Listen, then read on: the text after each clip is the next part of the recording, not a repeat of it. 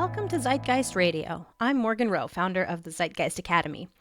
Every episode here on Zeitgeist Radio, I speak with someone from a unique musical subculture looking to understand their relationship with music. Zeitgeist means spirit of the times. Imagine all the things that make this moment feel different from other times. The way people feel, what they like, the things they do together. That's what we call zeitgeist. It's like a big invisible bubble that helps us understand the spirit or feeling of the time we're in. The idea here is that music may be universal, but each musical scene has its own mini zeitgeist, and that's what we're here to learn about on this podcast. But before we begin, head over to zeitgeistacademy.com/radio and put in your email address. I send a weekly newsletter with backgrounds and stories about our awesome guests, cool musical facts, and ways you can get involved if you love music and want to do more than just listen to a podcast. That's zeitgeist academy.com. My guest today is Laura Boswell, a songwriter and musician based in Asheville, North Carolina. Laura, welcome to Zeitgeist Radio. Thank you for having me. This is going to be fun. Yay. So, you are a phenomenal guitar player. You have written a lot of songs. You have done music videos. I want to ask you all about all of these things, but I'm kind of actually stepping on your toes here. How would you describe yourself musically? Well, I think I'm definitely kind of steeped in classical music. Like my first instrument was piano, classical piano. So that was a big part of my musical upbringing and education. And I would say I have like chapters, but classical is definitely a big influence for me. And then I've kind of traveled around to different genres at different times of my life, and then like when I started playing guitar, but yeah, it's kind of like different genres mixed with classical training and then classical music because I love it. And then piano and guitar are my main instruments. Yeah. And so you started classical, and what would you say is the style that you're currently using or like performing in or writing? Well, I still do perform like classical guitar music. I have some gigs coming up at the Biltmore. I do some classical gigs like that. But in terms of writing, I would say it's like contemporary singer-songwriter. Yeah. I don't. Some people have used the words meditative. One person said transcendental, which I'm like, that's cool, but I don't know if I should use that. Yeah, I don't know. A lot of people have said my music is kind of hypnotic, and it does have kind of this, a lot of it feels pretty meditative because I have like a lot of repetition and finger picking patterns. That is definitely like I think I build a lot of textures and colors through repetitive finger picking patterns, and then kind of more complex harmonies. I write in a lot of alternate tunings. So yeah, it's kind of very textural. Is that? I don't know. Yes, if that makes sense. All these words. These are all good. Yeah, it's interesting. So you have this base in classical music. Classical guitar is not where like many people's brains go when they think classical music is guitar. So like, What was the first time you ever heard classical guitar, or what led you to guitar? Because there's so many instruments that you could have played or chosen. What was it about guitar that caught you? Well, it's interesting because, I would break that question into two pieces because classical guitar didn't come until much later for me. Sure. But my dad did used to play the Los Angeles Guitar Quartet's Christmas record on Christmas, which is they have like arrangements of the Nutcracker Suite, and it's very sweet. So I had some exposure. My dad definitely has like a really massive music library and played classical guitar music some, but I didn't take an interest in it until college. But so guitar, I got interested in when I was in 5th grade. So I was like around 11, and it was at this really sweet small school that Ian's my brother. Ian and I both went to. is a Quaker affiliated school, Friends School, and they had us choose an instrument to focus on in our music classes. And so I think there was piano, guitar, and then maybe voice. And I think we did like a sampler. And my first ever guitar teacher was this guy, Richard Wiley, and he was an amazing musician, but also just incredibly hilarious, like dynamic. I mean, he should have like a stand-up comedy show or like a podcast. He is one of the funniest people in the world and one of the most energetic people, and also incredibly talented. So I think I was drawn to him. I was like, this guy is the shit. And and also I was starting to get into or I guess I realized with the guitar, it was a bit more accessible to play the songs that I was listening to at the time. Like I was really into the Dixie Chicks or the Nice. Chicks. Like my girlfriends and I were obsessed with them. So I remember like in the first class, I was like asking him if I could learn Cowboy Take Me Away. And he kind of like let me down easy because that one's there's like finger picking and stuff. But I felt really motivated to learn. I don't know. I remember like once I had learned a few chords and I could play this like Michelle Branch song and Jewel, and it was such an exciting moment each time I could like learn a song that I loved so much that I knew really well and then be able to recreate it on the so I hadn't experienced that so much with piano, which Yeah, I I was think gonna probably say it's different with piano. Like at least with the education I had, I know there's places out there that do both. Um, but those early wins are so important for keeping kids like excited about yeah, when music. you can take something that's so important to you from your life, just something that I just love, like love really individually, like outside of me, like practicing music, and then be able Right. to Yeah. like because piano was I liked playing and I was good at it, but I was just learning pieces of music that I didn't necessarily know. I don't think I learned a lot of things that I knew, and so then guitar was Yeah. the first time where I was learning songs that I was really had like an emotional connection to, an emotional attachment to, and that was really powerful. I have like vivid memories of feeling so excited learning like Red Hot Chili Peppers. I don't know, the songs that were playing on the radio. I listened to the radio a lot. And so I was like very steeped in like 90s pop and rock music. And so guitar was just a really accessible instrument to like explore that music. And yeah, and guitar tabs are like fairly simple and straightforward. So once I learned how to read guitar tabs, it was just like The I world is your mean, oyster.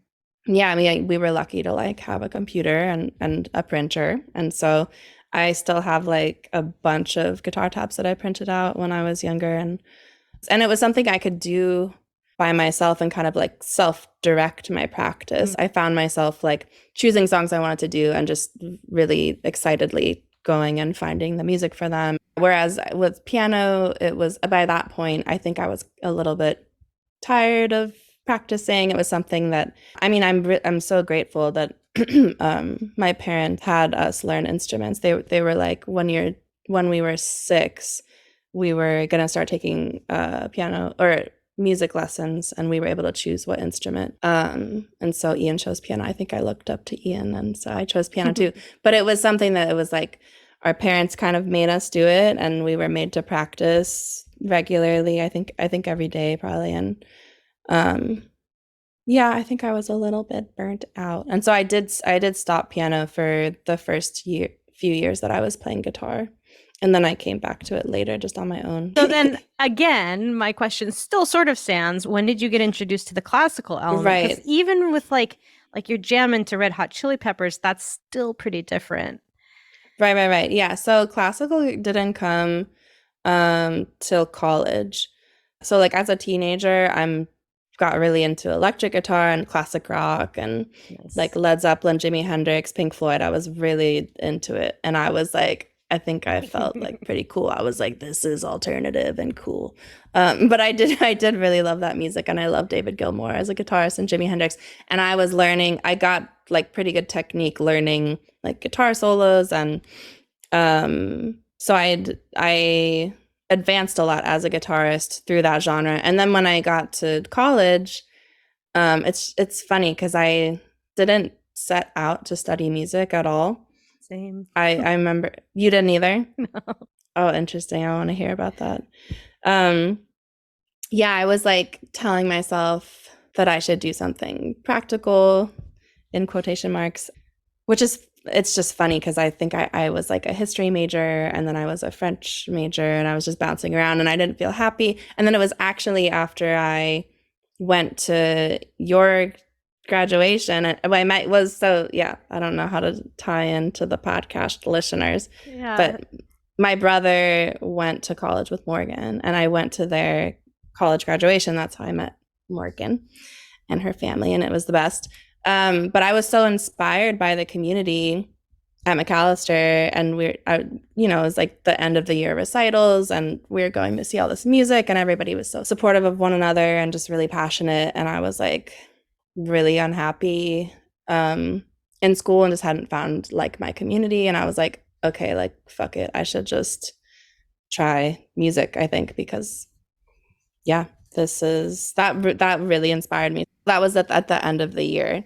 So then my second year, I changed my major to music, and I was at a really small school as well. And they pretty much only had, it was like a performance degree. Like we didn't even have music education, or you could kind of do a music composition degree, but it was just like one dude, same. and he was Music, yeah, it was just music. Yeah, it's just music performance pretty much, and either classical or jazz. Ours wasn't even performance, it was just music, and then you did a project, and most people did recitals, and you were expected to perform, but it was just music. Interesting. Yeah.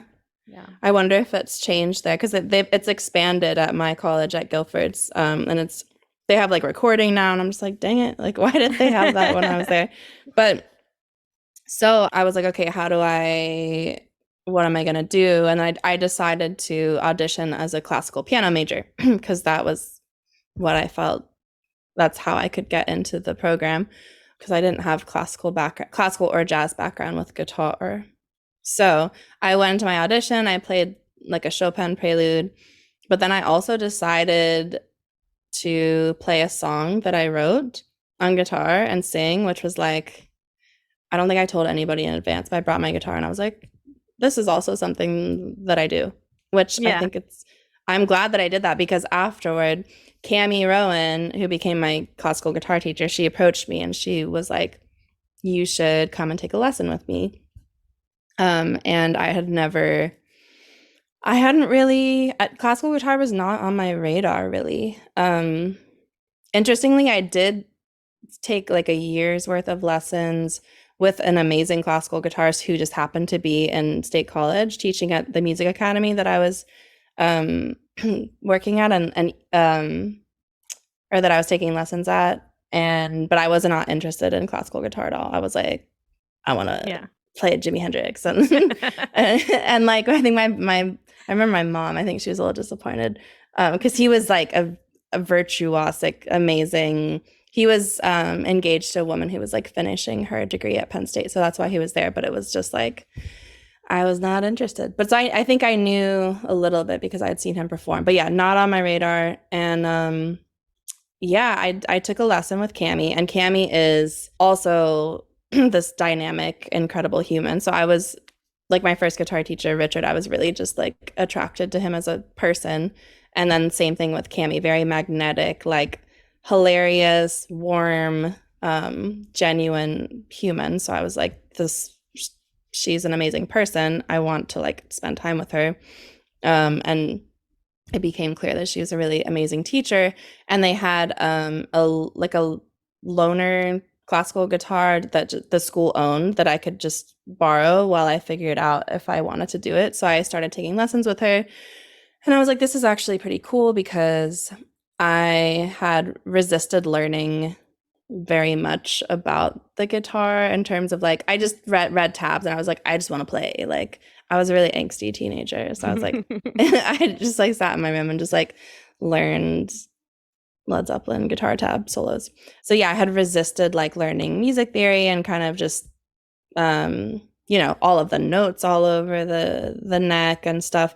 And so I was like, this is an interesting opportunity where I could really get to know this instrument that I'm really good at. Like I already Yeah. know it really well and I could really expand my knowledge of it because I was like learning to I can sight read on the piano, but I hadn't learned to read on the guitar.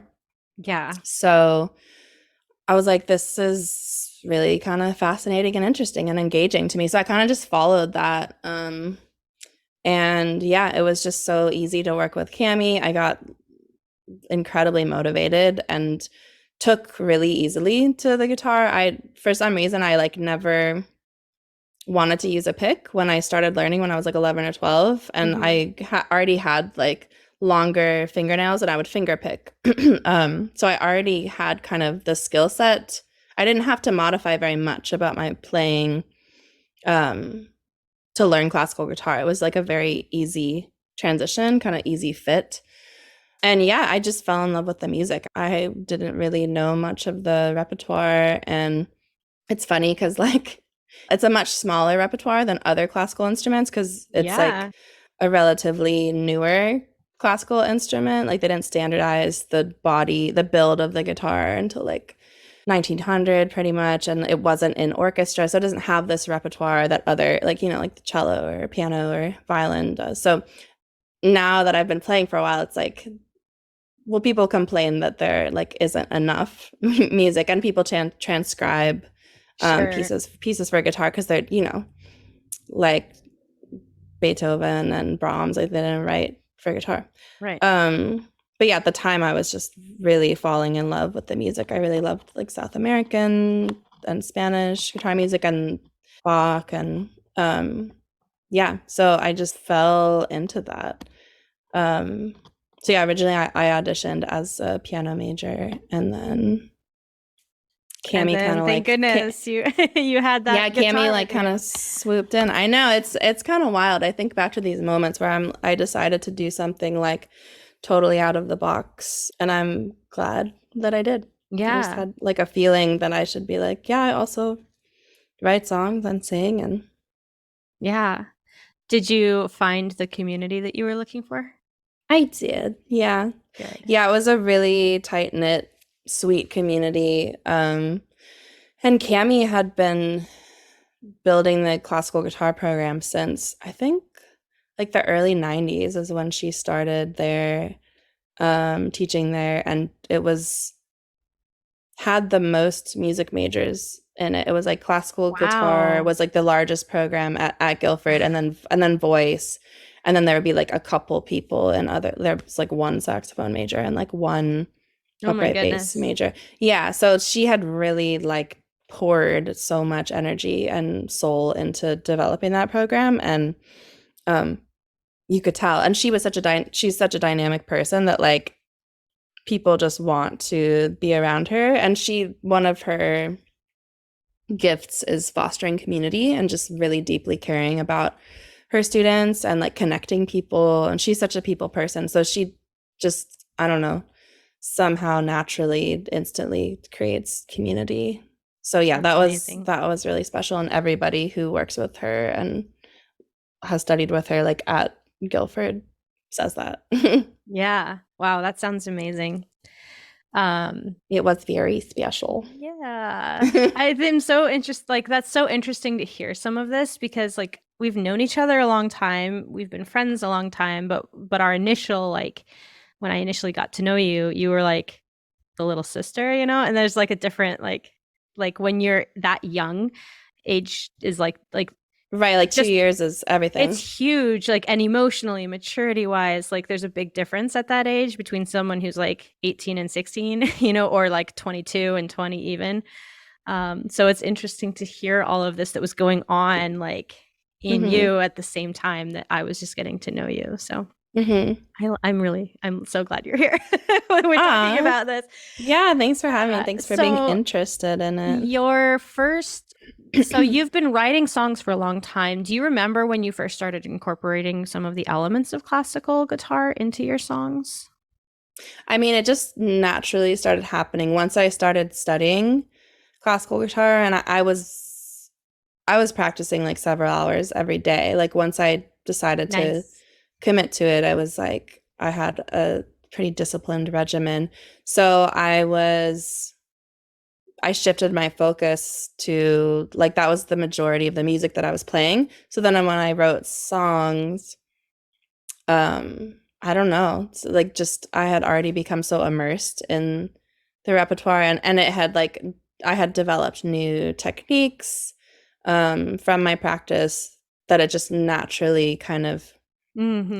seeped into my songs. I didn't have like a conscious choice. It was kind of just like my technique had expanded, my exposure to like my musical palette expanded from because I was going to hear like Greensboro has a really great symphony orchestra. I was getting student tickets and sometimes they would come and perform at my college. So I'd be able to go pretty often. So I was just getting all this exposure to classical music, which I hadn't really like listened to on my own, like by just for fun. Yeah. Yeah. Like I had heard it before, but I'd never had such a realized that I really loved it and had a connection to it. So yeah, I think it just naturally started happening like within that year that I started really deeply studying classical guitar. So that was my second year in college. So I was like 19, 20. Mm-hmm. Yeah. Nice. And then you moved way across the country for a master's.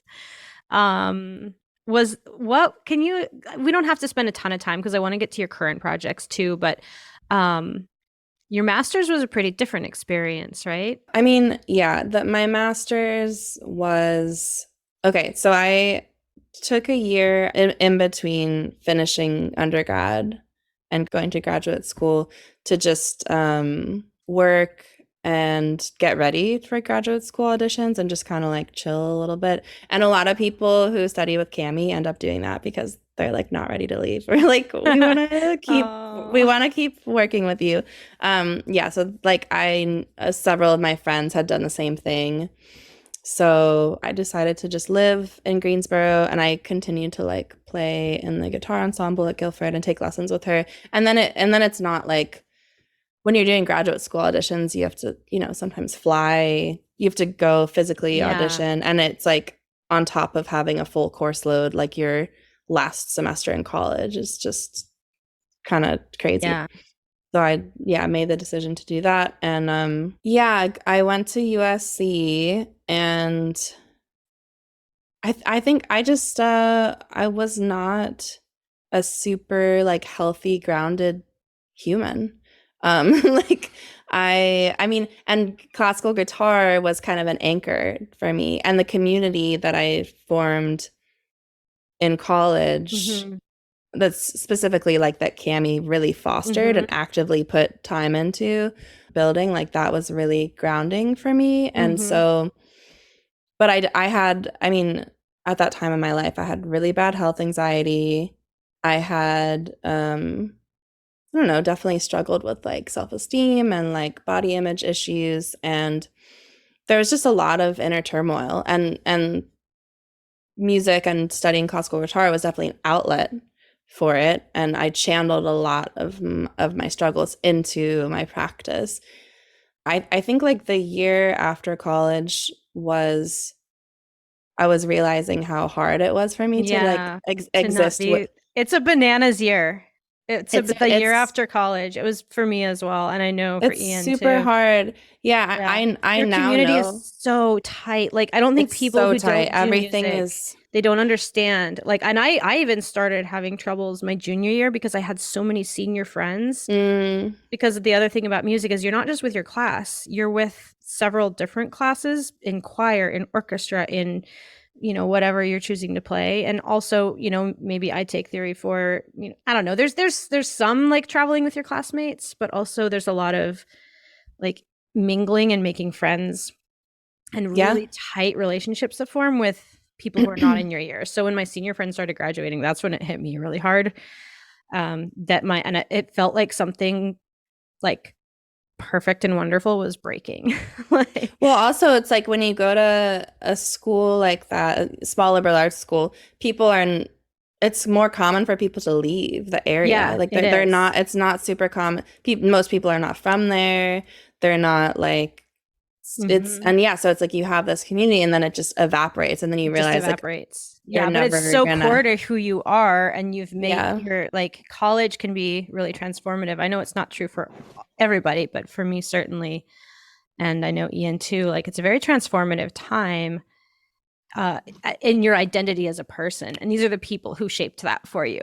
And Right. it's just this like watching everyone go off into the ether and realizing I'm probably never going to see you again, or if I do, you'll be different and I'll be different. Like it will be gone forever. It was very, Yeah, the community will never it will exist never exist how again. it did. It's like you can try to, you Yeah, know, reunions or whatever, it's not going to be the same. yeah, yeah. Yeah, so I So totally get that. And then it must have been because I did not go on to grad school.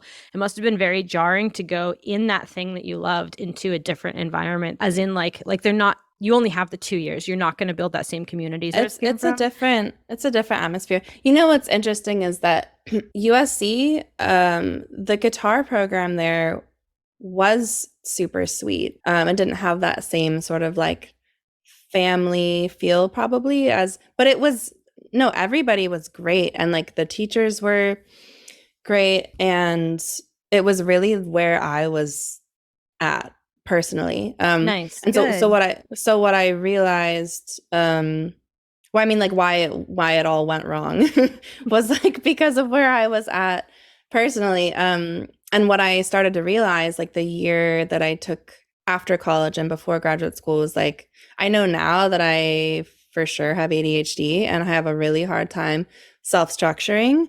And you know, you spend your whole life in school.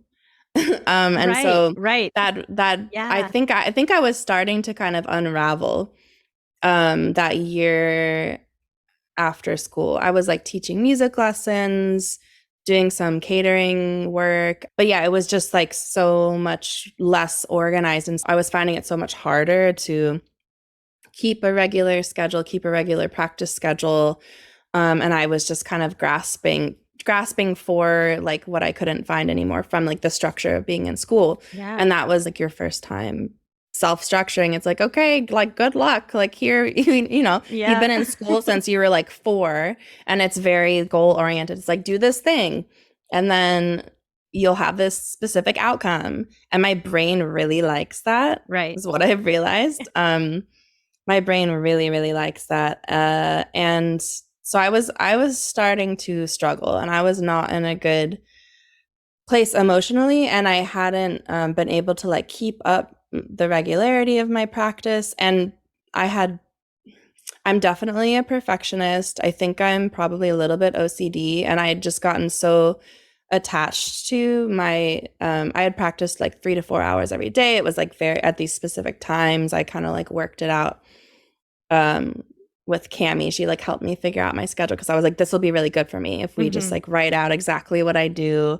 It's just, you know, check off the box, like do this for 20 minutes, do this for 30 minutes. And like that was just felt really good for my brain. I hadn't really learned how to be so flexible at that point. Mm-hmm. So once the structure went away and I wasn't able to like follow through with practicing as much, I started to kind of panic and just like I wasn't feeling as prepared and was just putting so much pressure on myself and I think I just didn't have this. I'm still figuring this out now. It's like how much do you have to practice to really be prepared for a performance or and before it's like I had this luxury of you know I'm in school, I'm like working a little bit at the library but like school is Right. my job. I'm like lucky that you know my parents supported me to go to college and my job is to freaking play classical guitar for 4 hours every day and then, you know, do my schoolwork and stuff. But I had the luxury of, you know,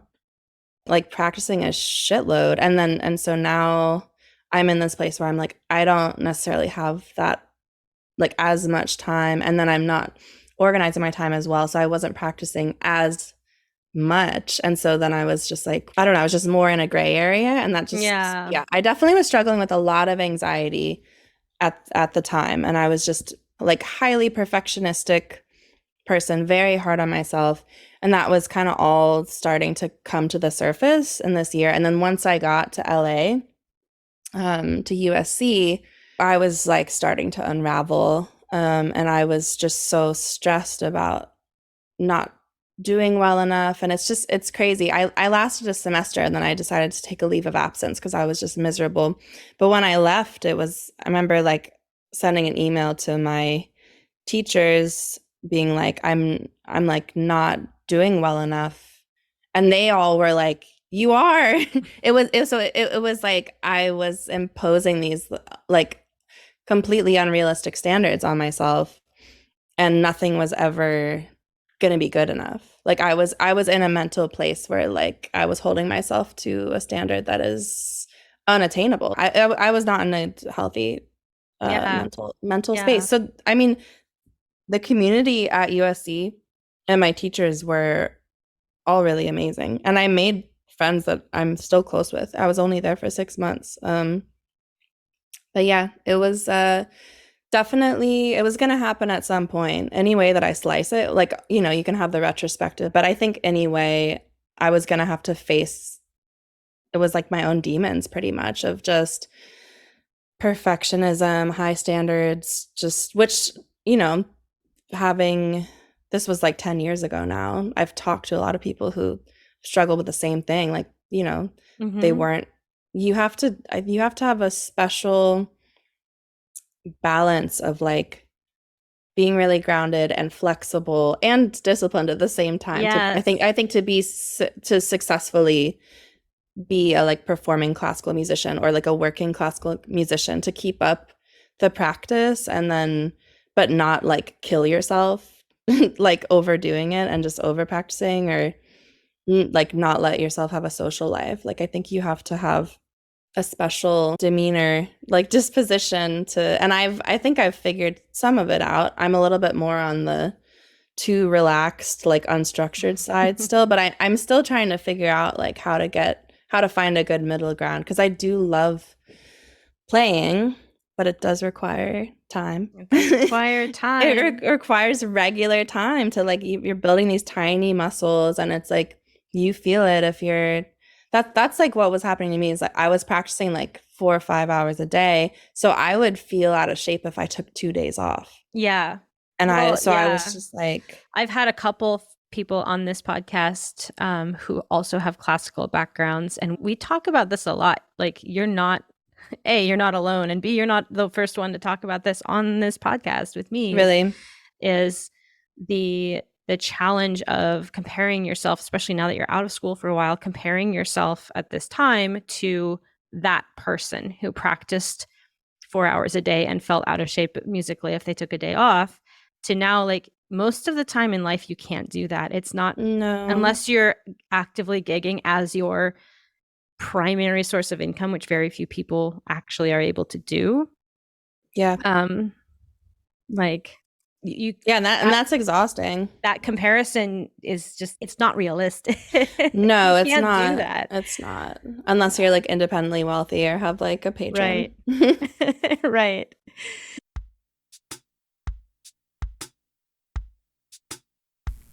So Laura is my friend Ian Boswell's sister. You can check out my conversation with him about space, lounge, and shape note singing in episode 4. Ian and I have been close friends since college, and as you've heard here, I met Laura at our college graduation. I had no idea the experience was that formative for her. Like, that 1 week changed the entire track of her life. It's wild how you may be going along living your life and have no idea how your actions influence others. From my perspective, I remember commenting to Ian that Laura felt like family from the moment I met her. I love watching her grow and create, and she is a damn good guitar player. If you want to learn more about Laura and her journey across America, go to zeitgeistacademy.com/radio and sign up for my newsletter. So let's talk about some of the projects you're doing now. Your first album, what led to that? Because it's a pretty big project to record an album. I had had the idea of recording a CD for, I guess, ever since I started writing songs, which is, I started when I was like 14, 15, and they were all very angsty. Very fortunate that social media did not exist then, because I'm really glad none of it is on the internet. But yeah, so I had wanted to do that for a while, and my senior year at Guilford, I started going and playing this open mic at this place called the Flatiron. And the first time that I ever went, I met like all of these really formative musicians and people. Like I met the guy who recorded my first album, and I met my friend, and that his name's Ben Singer. And then I met my friend Casey Horton, who plays viola, and she played on the album. And then I met several other people. It was just kind of like I show up, and then all of these magical people come into my life. It was cool. Because at that time my focus was on classical guitar, and so it was nice to feel this support from my songwriting. Like I had kind of just behind the scenes been writing, and I've always written to kind of move through difficult emotions, and it was just kind of a self-care practice for me. So I had a lot of songs because I was going through a lot. And I was like, yeah, maybe I should record them. So I met these people. I met Ben, and I think he like approached me that night and asked me if I had any recordings. And he was like, he's a brilliant like software engineer, self-taught, everything. He does videography now, and he was like learning audio engineering, and he was like, if you ever want to record anything, we should do it. And I was like, shit, sure. So I had the idea, met somebody who was game and he was more interested in getting the practice and helping me record than he was on like making a lot of money. I did do a Kickstarter for it to raise some money, but it was like a very affordable project. And he lived in Greensboro and had a home studio, so like I would just go over to his house here and there, and it wasn't, it's kind of a hodgepodge of songs. This first album, it was like, I don't see it as being like super linear. It was kind of, because it was like picking from all of the songs I had written up to that point. Was there a method to the madness, or you're just like, I like these ones? Yeah, I think it was, I like these ones, and then I probably listened a lot to like the order, and just always go with what feels right at the time. But yeah, I mean, some of them are like just solo piano and voice, and then other ones are really folky. But it was a really great, safe environment to explore recording, because recording an album is a huge project and it is very intense. I learned that it's like a very useful skill to have spent like hundreds of hours practicing with a metronome, like being able to like record to a click track. Because I was recording, we were like, maybe we'll add percussion to these, so we recorded some of them to a click track. Which I had never done before, but I'm like very well trained to do that now, which I had no idea. That's awesome. I wouldn't have thought about that, but you're so right. It's like people comment on that a lot, and I'm just like, because yeah, I practiced for so long with the metronome that it's just ingrained in me. Yeah, so I'm grateful for that skill. But yeah, so it was just kind of a dream to just do an album. And I'd never done one before, so I didn't have like a reference point of, it wasn't a concept album. It was just like, I want to do an album. Here are my songs. And I kind of just like, I used some photos that I had taken on my phone. They're like just winter scenes in Pennsylvania. I don't know. I just kind of was like going with the flow. I didn't have like a big concept with it. It was kind of just like a fun art project. Nice. So let's compare that to your most recent album that you wrote. Is your process kind of the same now, or have you changed the way that you approach an album now? Yeah, my next album was Fall Away, and I was working on that in like 2015 and 2016, and then it was released in 2017. So, but that one was more of a concept album because I had a band at that point. Yeah. And I wanted to capture the sound of the band. Like we were playing out a lot. They had written parts to like my friend Denise Strayer was playing accordion. She had written parts to my songs. And then my friend Josh Troop was an amazing drummer, percussionist, and Eric Ian Farmer. So I had this band, and we were playing out pretty regularly, and it's kind of unique to have an accordion and like Yeah. so I was like, okay, I want to record. I have enough songs to record another album. I want to capture the sound of this band. That was Fall Away. Yeah. And we recorded that in my hometown in State College. And then since then, yeah, I've just kind of recorded here and there as I'm able to. Yeah. I You do a lot of music videos. I do. I have done music videos. Yeah, that started. Actually, the first music video I ever made was on that trip in 2015 when I came out, and I stayed with you two different times. Yeah. Yeah. Um, and friends, I remember my that friend from shoot. We were in Oregon at the time, and you were like, I gotta go to the coast and like get all of this footage of like the ocean. yeah, well, we were it was so random because my friend from high school posted something on Facebook. He was like, "I'm in Seattle, like who's here?" And I think I was in Seattle that day, and but then I was heading down to Yeah. Portland.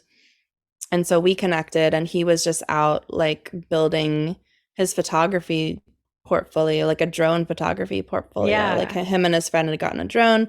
They were just traveling around, camping, hiking, and just like taking photos, which is like living the dream. But so we linked up for a few days, and I kind of just casually like floated the idea of like would you guys want to maybe make a video, like a music video, or like are you guys trying to also do like a video portfolio or what? And they were into the idea. So that was the first. All of my videos have been kind of collaborations like that with photographers who are friends, and it's just kind of like a mutual artistic project that Nice. usually revolves around like really epic landscapes, which I Yes. feel like that's yeah, those are all my music videos. It's like let's go to this really beautiful amazing place and just like film me playing music. I don't know. And I feel like if I keep making music videos, maybe I should get more into like I don't know, broaden the concept of like maybe I'll have more of like a storytelling one at some point or something that's but yeah, it's pretty much the concept is just like go to an epic place outside and like play the song along to, you have it on like a Bluetooth speaker or something and you play along with it so you can sync up the footage. But I think once I learned how easy it was to do that, See, you um, say that like it's nothing, and I'm just like, what? You just well, blew my mind now. it's simple in terms of like if you like Yeah, it makes perform sense. I just along never thought to about it. yeah, you perform along to your recording. If you have something if you have a studio recording, you just like shoot footage and then play along to the track, like, and then you can sync it up, and that seems magical to me. So I was like, Yes. I want to do more. And so I've like roped different friends into like helping me film stuff. And in Maui, when I lived on Maui for a couple of years, and one of my friends there did surf photography, so she had Oh, like cool. underwater housing for her camera, and I was like, you want to like maybe do a video sometime? And so that was That's like amazing. she hadn't really done video before, so it was like a cool project for us to both collaborate on. And yeah, there's like some underwater footage, and there's a sea turtle in there, so that's yeah. And then also, I think that like the more recent videos are born out of like, okay, we live in this world where audio and visual are married, or they can be. And it's like where, everybody is, I think I'm like leading more into self, like music promotion and that kind of thing. So Yeah. it's like presumably more easy to like market your music and promote it if you have visuals. But I really love the medium of Yeah. music video. Like I used to watch TRL, Total Request Live with Carson Daly. Do you remember that on MTV? It was like I it was didn't like the have music. TV. Oh, Yeah. I amazing. know. No, I That's missed a lot, but well, I don't I know. That's I don't regret healthy. it. I missed a lot of bad stuff too, like a lot of Yeah, you issues that don't people need deal with. that. Yeah. You don't need that. But yeah, so it was like the top music video countdown every Yeah. day in Times Square. And I was obsessed. I was just hooked and I loved, and this was like the late 90s, early 2000s. So like the music videos are prime. Like Yes. Backstreet Boys and Christina Aguilera, just like ridiculous Oh yeah. synchronized outfits and dancing. And like I realized that I've kind of always been really obsessed with music videos just as an art form. And visuals, when like music and visuals are paired, they can be more powerful. So like in, that's why the music is so important in a lot of movies and Yeah. iconic. Um, so yeah, I just really kind of believe in that art form, and I've been lucky to have people to collaborate with. And then I taught myself video editing. So at a certain Nice. point, I could just get people to help me film footage and then edit it myself. But yeah, there is a video that I hired my friend to help me with that he edited, um, that we released last year that I'm really proud of for my song Loss. Can you send me the link or I can go find it? I'll put it in the I show sure notes for can. people if they want to take a look at it. I sure can. Yeah, Yay. that was that was a nice project. So what are you working on right now? Well, for the last 2 years, I've been kind of on and off as I've had money. Like I started recording with my friend Ryan, and then brought some of those songs to a new friend in the Chapel Hill area, Saman, and added to them. And now I have like 6 songs that I recorded. So I'm like, okay, I might as well add like one or two more and then have a full album. So I'm So you heard it hoping here to. first, folks. You heard it here first. Uh, New album drop. my well, not yet, New but drop. yeah. So I'm hoping to finish recording what will be my third album this year. But yeah, again, it's kind of just like it's like, okay, I have these songs, they're ready, they feel ready to like fly away. It's time to record them, but it's definitely not like a concept album. I'm still figuring out how to like organize them. I'm just like, is this too it's different. It's different than my other albums. It's more kind of like ethereal, and I don't know. I'm like, does this all make sense together? But yeah, so this one is more, for a while, I've wanted to explore this world of like marrying acoustic with kind of more surreal electronic, almost like Ooh. synthesizer kind of. Yeah. I find that really powerful when people, you have like really, like I love Sufjan Stevens, and so his album Carrie and Lowell, and then like a lot of other things that he's written, but that one in particular was very um profound to me and inspiring.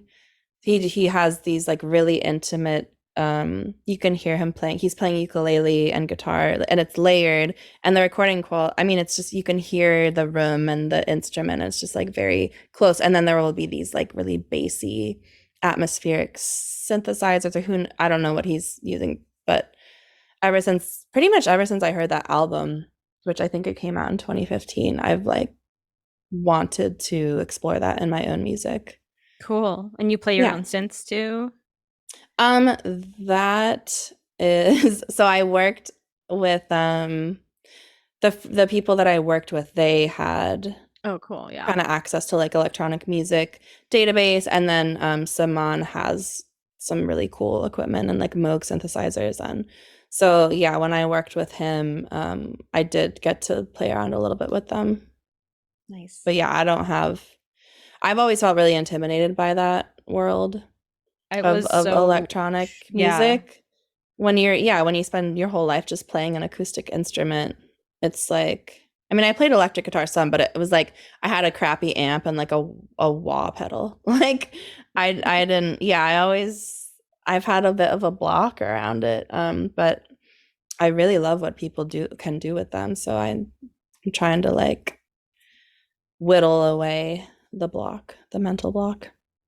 That's amazing. So how do you approach like I don't know, how do you approach creating and you've mentioned that you like pour your heart into these or like whatever you're going through like it goes into these songs like I feel like crafting the music around a song is part of the experience of the emotion and the way that you craft it could change and I don't know, maybe I'm just speaking for myself here, but like the way you craft it kind of changes the way that you experience the emotion. Does that make sense? Like I could make it in the style of Led Zeppelin or in the style of Bach. Like you where do you Yeah, decide how to it's go not a with it? conscious, yeah, so my songwriting style is very improvisatory, and I don't ever come to a song with words. I start Ah, with okay. music, and it's totally based on, yeah, I just start improvising. And I'm usually in an alternate tuning because I find those really interesting. And I think I find, I think I gravitated towards alternate tunings, because I got really into Iron and Wine in high school and then Nick Drake in college and was learning their music. And Nick Drake has some really interesting tunings. So I think, and some of them are a pain in the ass to get into. So I would like kind of leave my guitar in it and then I would just Sure. write, yeah, start using those tunings to write songs in. And yeah, it just feels like I can kind of like land in more unexpected places harmonically in an alternate tuning. And yeah, I love exploring that each one just kind of has its own sound world. It's like you're in this atmosphere. So yeah, when I'm writing a song, I'm finding yeah, finding chords or like a finger picking or a melody or something that is feeling good in my body, really. Sure. For so long I was coming to it as like a way to kind of self-soothe, Mm-hmm. like after a breakup or during, you know, some stupid, Life. yeah, just life. But yeah, a lot of stupid boy stuff. And yeah, just being upset and then coming to music to heal. And so it would be kind of like what's making me feel better and what's making me like the harmonies that are kind of connecting with my emotional body. I would say are kind of, and so a lot of the I listen to like my earlier songs from earlier in my life, and a lot of them are like pretty sad. And it's interesting because it's I think it's shifted as I've become a more happy, like grounded person. Like I've worked through a lot of my shit. I Yeah. mean, I still am I deeply feel things, and I think that, you know, that's a challenge as a human and as an artist. But yeah, my songs have become like a little bit lighter, I would say, which is nice. I remember like giving my album to a friend and he listened to it and got back to me. He was like, "It's so sad." Oh no. He's like, because the songs are all I'm like, yep, that's about this guy, that's about this. It's like the songs are a lot of them I wrote when I was going through separations, and I would just write a ton of music during that time Sure. because it was like my way to ground myself and to like heal myself emotionally, to um work through how I was feeling, or even figure out how I was feeling, like to, Right. yeah, songwriting is it's a self-exploratory practice, I Right. would say. Maybe similar to journaling. It's sometimes you don't know that you feel a certain way until you write a lyric or until you write something on a page. And a lot of the words they'll just come out of me. They're not really like, I don't know where they come from. But yeah, so I'll just be playing and find you know, something repeating that I like, and then I'll just start singing words, and some of them I don't hold on to, and sometimes it all comes out at once. Usually if I'm like really not feeling good, like it'll all come out at once and I'll but yeah, these days it's more like in bits and pieces, and I have to really make sure to go back to the song, revisit it, and because I have a lot of voice memos with like a quarter of a song or a Oh third of a yeah. song, and then I forget about it. So in my voice memos, I'll put in the title like the tuning that the guitar is in, where if there's a capo, yeah, I write a lot. It's like actually these days I haven't been writing so much, but throughout my life, it's something that I come to as like a self-care practice. Yeah. It's like really grounding for me. And I think, yeah, I think my relationship has gotten more complicated with it in the last few years as I've been pretty much like a professional musician. Mm-hmm. And with that in this age comes a lot of self-promotion on Instagram, Facebook, posting a lot of videos, a lot of yeah, stuff where you're just like trying to build a following, trying to be active. It's like pretty much your portfolio. Yeah. It's hard to some places won't book you if you don't have, social media presence. So I've really gone after it the last few years and I've realized I'm very, very drained. And my writing has become kind of polluted with this like, oh, I need to like make a video of this and post it Sure. online. Or like, oh, I need to like, yeah, record this. For a little bit, I did Patreon. It's like, oh, I need to record like the behind the scenes of like writing the song. And then you just like lose Right, you're the performing. You're moment not of you're not in that receiving experience. exactly. So like I've been out of the receiving experience for a hot minute and I'm sad about it. So Yeah. I'm like, yeah, my You need to goal make is to time for that. That's too important. exactly. And I want to move away from performative, songwriting from like being kind of an artist on display. Like here's just yeah, posting stuff and I started doing that more than ever during 2020 when everything went Yeah. online. And it actually I was doing like live stream concert on Facebook and it did feel really connective and helpful during that time when we were all super isolated. But it's like my brain got used to being on social media a lot and I think it's very addictive. Mm-hmm. So I'm trying to spend less time on there and more time just playing for myself and creating for the sake of creating because you know it's like an endless rabbit hole to just continuing to post videos on TikTok like oh let's see if these hashtags work and you get more likes and it's just kind of bullshit. But I'm happy for it. There's so many people who have like gotten really massive audiences online, and that's an amazing thing. But I think as an artist, it's like you can get into this headspace of constantly seeking that, and it's not Mm-hmm. healthy as an artist. Like Yeah. that's not why we're artists. And a songwriter, like was never doing it for anybody else. Yeah. So I want to get back to that place. I have one last question for you. Um, so this is Zeitgeist Radio, and I have what I call a Zeitgeist moment. And Zeitgeist, as I'm sure you know, it means spirit of the times. Um, and it's kind of that like it's a feeling, right? A feeling of what it's like to be alive and connected to a community. And I niche it down to music. And this I call a Zeitgeist moment. You know that moment where you are just connected. Like something happens and you're either listening to a song or you're writing or you're playing or whatever. And it just all just aligns and you kind of just feel connected to the broader universe, culture, whatever it is. Um, what was either a recent or a memorable zeitgeist moment for you? Hmm. I've had a lot. Music is like Yeah. very powerful to me.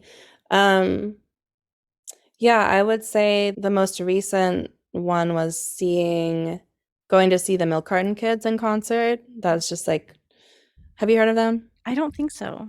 I'll send you something. They're just, yeah, I'm so like transfixed and inspired by their music and um their musicianship, but then they're also really hilarious people.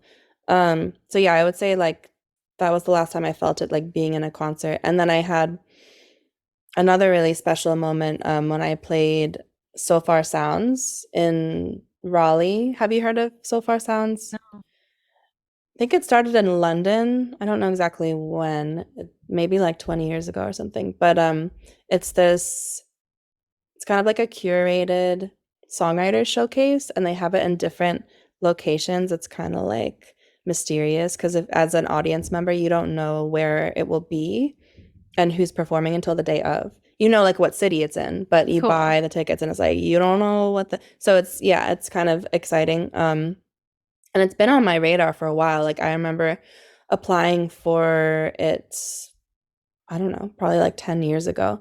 And I finally got to play one of them a couple weekends ago in Raleigh, and it was just I'm not performing that much these days. Like I'm kind of burnt out. Like re everything that I just said about like Yeah. yeah, I'm kind of burnt out in a lot of different facets, so I haven't been performing a lot, and that was just such a meaningful experience that kind of just like reminded me of like why we do this. And so it's a listening room. It's like people come to hear original music, original songwriters. So there are three of us, and we each played for like 25 minutes, and it's just there are probably like 120 people there, just there to hear your songs. And it's as a performer and as a songwriter, you end up playing a lot of gigs. I played at a lot of breweries where I'm playing a lot of covers, and which I love playing covers. Like noisy. I was in the Yeah. green room and we were all chatting and just saying like, this is like why we do this. Like this is the ideal concert setting and like an audience that wants to hear your songs. Because, a lot of the times it's like you feel kind of pressure to play songs that people know. Right. And not every atmosphere and audience is the right place to play original music. Or I don't know. You never know. And this just is 1,000,000% that. It's like, yeah, we're showcasing local original musicians, and like you're here and the audience is there to listen. So I was just like, oh, people still do this. They come and they like want to hear original songs because I don't know, I've gotten to kind of a deflated space with it where I'm just like, why do I do this? Does it even mean anything? And I think that comes from like I've given my power away to like, Yeah. posting stuff, and it's like, oh, if you're not getting the engagement that you want on a post, then it's like, okay, well, I Then guess it's not people healing people anymore. don't people don't care about me. But yeah, it's not Yeah. about them. So that was a really transformative moment to play that and be so supported and like paid pretty well too, That that's doesn't hurt. nice. Doesn't hurt. But yeah, I am kind of moving away from making a professional living as a musician because of like what I talked about before. I think I Yeah. want to do something different for money because tying your passion, something like that, to your income, it's hard and it's It's hard, yeah. stressful. Yeah, definitely. And yeah, the people who are able to do that in a way that's sustainable, like that's amazing. Yeah. But I have not figured that out yet. So when I Well, do, I'll let you know. I will share a zeitgeist moment that I'm remembering talking with you. It was actually a couple years ago. My husband and I came to State College to visit. So we were there for family. There was like a family reunion, and then also, of course, Ian and I are friends, and I was going to visit him. And it just happened that you were in town also, and had this random like pop up house party thing in your friend's A little house. house concert, Yeah, yeah. so we went, and there's a specific moment I remembered because it's like, I hadn't seen you in a while. It's like, oh my gosh, how are you? And then the jam kind of started. People started playing, and you just like, I remember watching you. You just like, like relax, and I'm like, this is Laura in her Hmm. happy place. Aw. Like everything just kind of came together, and your friends, like same thing. Like you just kind of like all gelled into this concert slash jam thing. It kind of morphed. And like there was harmonica, and then Ian got up and played a little bit, which I knew was really brave for him. and like Yeah. and it What's was really just cool so is that beautiful. And I'm like, this is music. Like this, like there was just mm, this atmosphere of that's like what it's it just about. kind of came alive. And I'm like, oh yeah. Aw, that's so Yeah. special that you brought that up. What's cool is that Richard Wiley, my first guitar teacher, was Yes. there, and he Yes. lived. He was and I impromptu, like, I was like, oh shit, Nate, my friend who we had the house, who hosted the house concert, lives right next to Richard Wiley. And I was just like, oh my God. Like, and then Yes. he stopped by at the end. So that was, Yeah. so that was really, that's so cool that Yeah. you met Richard I Wiley. did. I did. He's Well, like a Laura, legend. thank you Yeah. so much for being on my podcast. Thanks for inviting me. Thanks for tuning in to this episode of Zeitgeist Radio. If you'd like to take the next step in your musical journey, head over to zeitgeistacademy.com/radio to join my newsletter. Seriously, it's fun and informative, and I never spam or sell your information. That's zeitgeistacademy.com/radio. Music for this episode was created by Ian Boswell. Please hit that subscribe button and tell all your friends you found a cool new podcast. See you next time.